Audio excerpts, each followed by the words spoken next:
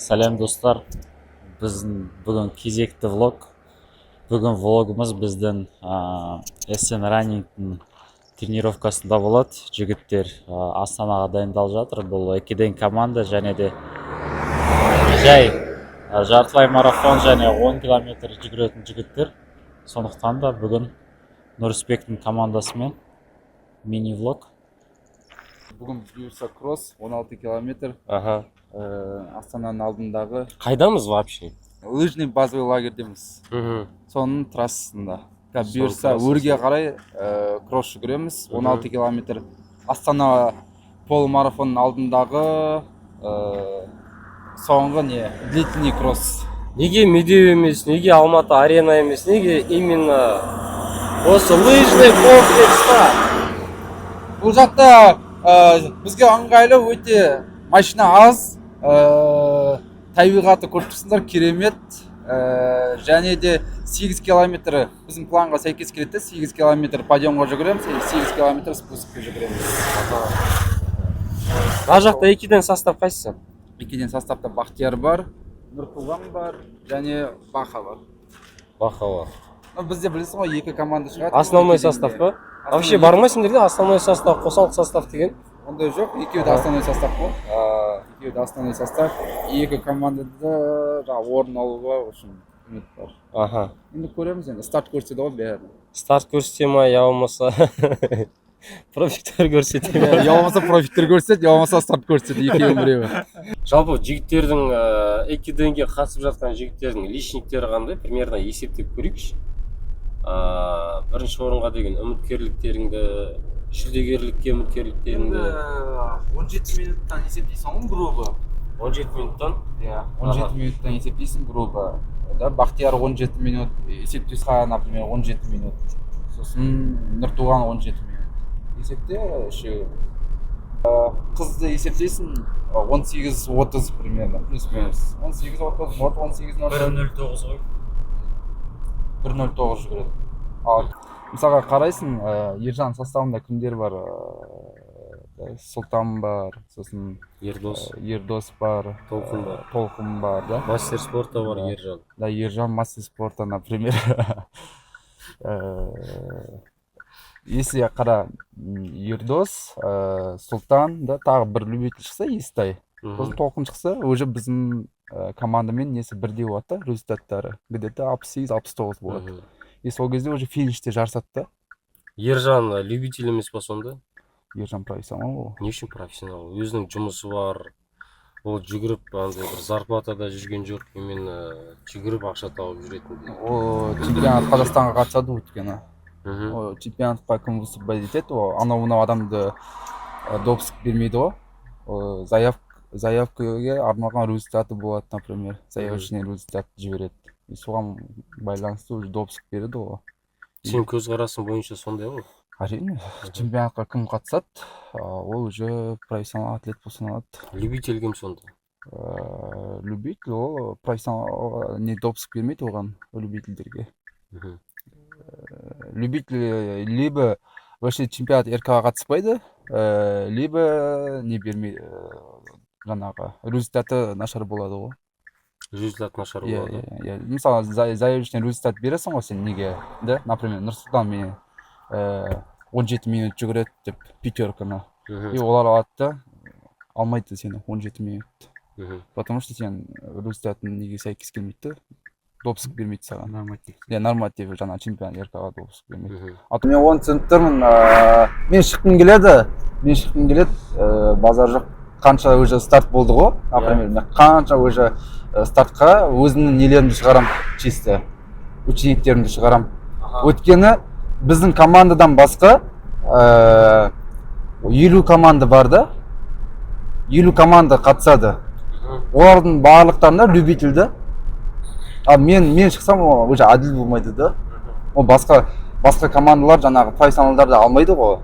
Например, танылмайтын банктер бар, например, танылмайтын жаңағы командалар бар да. И олар чисто өздерінің любительдерді жай жүгіретін балдарын шығарады, біздің учениктермен бірдей ше. Соларға әділ болмайды да. Бастапқы мына үш командамен, жаңағы Гусаров, Рантайм, солармен жарысайыншы деп нетуге болады. Мен де шығайын деп ше, профессионал атлет болып, уровень бірдей болсын деп ше. Бірақ басқа командаларға әділсіз болады да. Сондықтан менің ойымша ол дұрыс емес. Сенің ұстанымың әділетті философия. Конечно. Жігіттер жүгіріп жатыр мен. Молодцы, жігіттер.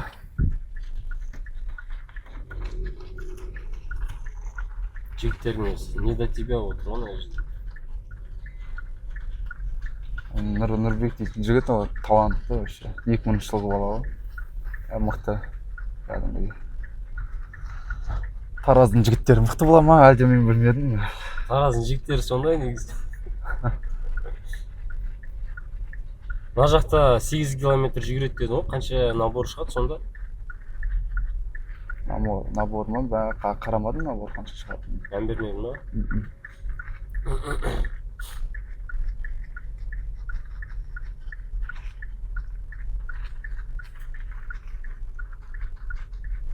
SN Running қалай пайда болды? Қалай тренерлікке келдің? Неге именно SN Running? Аты неде, қандай бір ішінде бір андай тұнып тұрған бір ой бар ма SN Running деген? Жоқ, SN Running дейтін тұнып тұрған ой жоқ ішінде. О SN дейтін ол Сексенбай Нұрысбектің жүгіру командасы деген мағынаны білдіреді. Өзінің мен просто баяғыда армандағанмын, тоже командам болса екен деген сияқты. Бірақ енді кімде жұмыс жасадым ғой бірінші рантаймда. Бірақ рантаймның алдында менде учениктер болған любительдер шамалы. И содан кейін рантаймда тренерство жолымды жалғастырдым да. И ол жақта бір жыл ма, 2 жыл ма жұмыс жасадым. Содан кейін барып исламмен келісіп, өзімнің командамды аштым ғой. Сол көп ойландым мен, қандай команда атын қойсаң кім деп ше. И сосын жаңағы учениктерден сұрайсың ғой енді қандай команда, әртүрлі командалардың аттарын айтады да, бірақ ешқайсысы ұнамайды да. Бірақ өзінің ойында жаңағыдай өзінің командам болса екен деген ой болып тұрады да. Өзінің атын біреу сөйтіп айтса екен ана жерде. Иә, сондай болады да. Сосын SN Running деп аштым ғой, Сексенбай Нұрысбектің жүгіру командасы деп. Қазір қанша болды сол өткеніне? 2 жыл болып қалды ма уже? Қазір 1,5 жыл болды. 1,5 жыл болды. Иә. 1,5 жылдың ішінде қандай жаңалықтар бар клубта? Қандай жетістіктер бар? 1,5 жылда клуб ретінде қандай жетістікке жеттіңдер? 1,5 жылда енді көптеген чемпиондар бар бізде, балдар. Мысалы, Ғабит Жүкетаев дейтін бар. Қазір уже 50+ге өтті. Бірақ 45+тегі категориядан чемпион Қазақстан болды, ветерандар арасында. Мастерс па? Иә, ветерандар арасында. И көптеген Ақтөбе марафондардың жүлдегері, чемпионы болды. Асем Қабдуш дейтін болды, өздерің білесіңдер. Бүкіл даже бір жылы ол менен көп ақша ұтты да. 2023-те ма, 22-де ма, 2022-де ол менен көп ақша ұтты. Енді біз жылдың соңында жаңа қорытындылап санаймыз ғой өзіміздің примерно ақшаларымызды қанша ұтты, қандай марафоннан деген сияқты. Сол кезде Асем мықты енді. И көп жігіттер бар. Қазір уже менде жігіттер мықты. Икеденге уже қазір менде 2 состав бар, уже тоже мықты жүгіреді. Если чисто любительдер шығатын болса, уже 2 командада орын алу мүмкін. Бірақ мен былтыр, например, 2023-те менде команда болған жоқ, бірінші клубты ашқан кезде. Сосын команданың атын шығару үшін профессионалдарды жалдағам, легионерлерді. Бірақ ол бірінші и соңғы рет болды да. Дельшок бар деші өзімен де бар. Мен задача өзіме қойдым, типа осы жолы бірінші орын аламыз и реклама жасаймыз деген сияқты. Бірақ енді жігіттер тырысты енді. Максим Фроловский, мұсылман, Қырғызстан мықты бегуны. Сосын Саша шықты, Россиян бегуны. Фроловский сол SN-нің атына шықты. Иә, Макс, жоқ, ол мен другым ғой енді. По-свойски шығып берді, жүгіріп берді. И мықты жүгірдік, бірақ 2-ші орын алып қалдық. И мен өзім командадан жігіттерге айттым, бұл все болды, мен әрі қарай профессионалды шақырмаймын, легионерлерді. Чисто өзім учениктерім шығады деп. И зато өзім учениктерім шығады, и плюс олар орын алады постоянно. И оларға мен сенемін да каждый раз. И мен сенген сайын олар менің үмітімді ақтауға тырысады да. И бір жағынан чисто өзінің учениктерім да рахат та. Олар орын алып мәз болған кезде уже иықтан жүк түседі ғой. Осы да маған кайф осы. А так любой профессионалдарға звонда, Қырғызстан жігіттеріне болсын, Өзбекстан жігіттеріне болсын, ақша төлеймін, любой келіп жүгіріп береді ғой. Любой келіп жүгіріп береді и орын алып береді. Бірақ ол смысл жоқ та. Реклама болады шығар командаға, бірақ сен дайындап жатқан еңбегіңді көрсетпейсің да өзің. И легионерлерді шақырасың да қоя саласың. Өзің дайындап келесің, ақша алып учениктерінен. Ақыр соңында бірақ легионер шақыра саласың да. Ол уже дұрыс емес нәрсе да. Менің ойымда сондай, өзімнің көзқарасым солай. Сол үшін өзімнің учениктерім. Яғни өзің оқушыларыңды көтеру ғой, иә? Иә, өзімнің учениктерімді көтеру. И сол жылы, например, біз Астанаға екінші жарыс Астанада болды, 2-ден. Астанадан біздің жігіттер екінші орын алды. Прям мәз болды, еще ноутбук берді, ақша өтті. В общем, мәз болды ғой, рахаттанып өздерінше. И дальше дайындалдық. Уже Шымкентте сосын 3-ші орын алдық, Ақтөбеде 2-ші орын алдық, Алматыда 4-ші орын алдық. Бірақ чисто өзім учениктерім болды да. И келесі жылы уже мене 2 состав бар уже құрамада. Клубтар басқа жақтан легионер алатындарға не дейсің?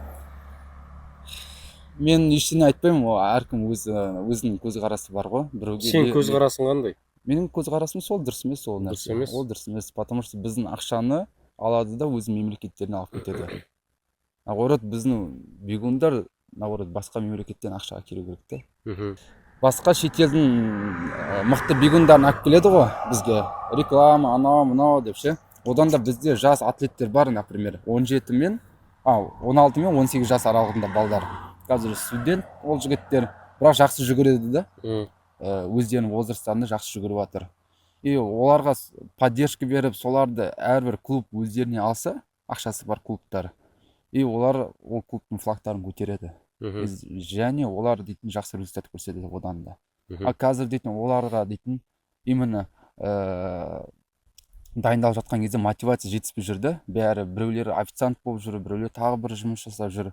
И тренировканы әрең жасап жүрді. А ертең уже жұмыс жасайтын уақыт келеді. И сол кезде олар жүгіруді тастайды. И содан кейін уже біздің атлеттер құри бастайды ғой сөйтіп. Сол кезден бастап. Тек қана жаңағыдай бір шустрить етіп, 1-2 бегундар қалады, бірақ көбісі уже жоғалып кетеді ғой.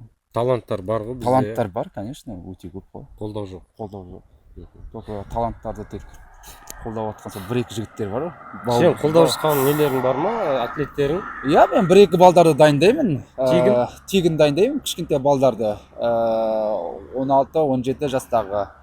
Потому что менде сұрақта өзіме қоямын, олар ақшаны қайдан алады деген сияқты ше. Олар өздері жақсы көреді, жүгірумен айналысады. Бірақ именно неге ақша жоқ та, жаңа тренер жалдап, бір нәтижеге жеткілері келеді, бірақ оған ақша жоқ. Сол себепті мен оларды қолдап, олар еще талантты жігіттер ғой, жас балдарда всегда возможность көп. И командаға орын алып береді ол всегда. Сондықтан оларды қолдаймын мен өз басым, қолымнан келгенше. Аха, қалай жағдай?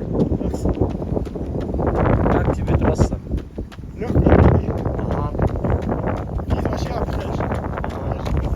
Қанша темппен келесің?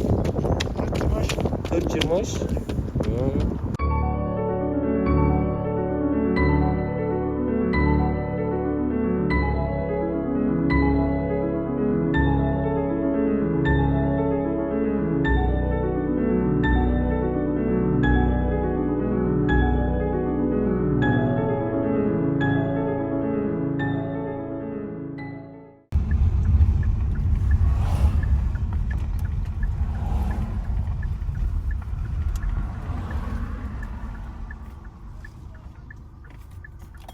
Бар.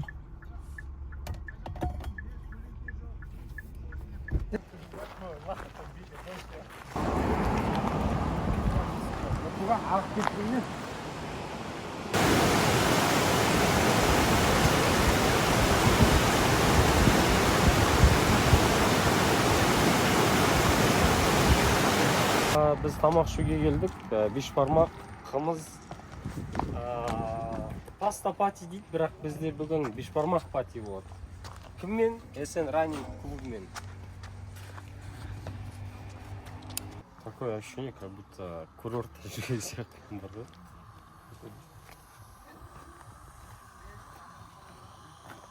Салқын саумал баурайларым, балбалдарым, салқын зарым, саялаған беу туған жер.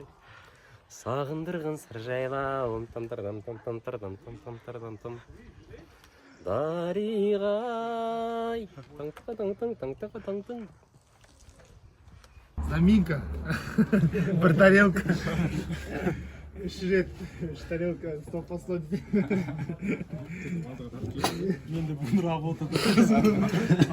Менде работа, сендерде білмейді.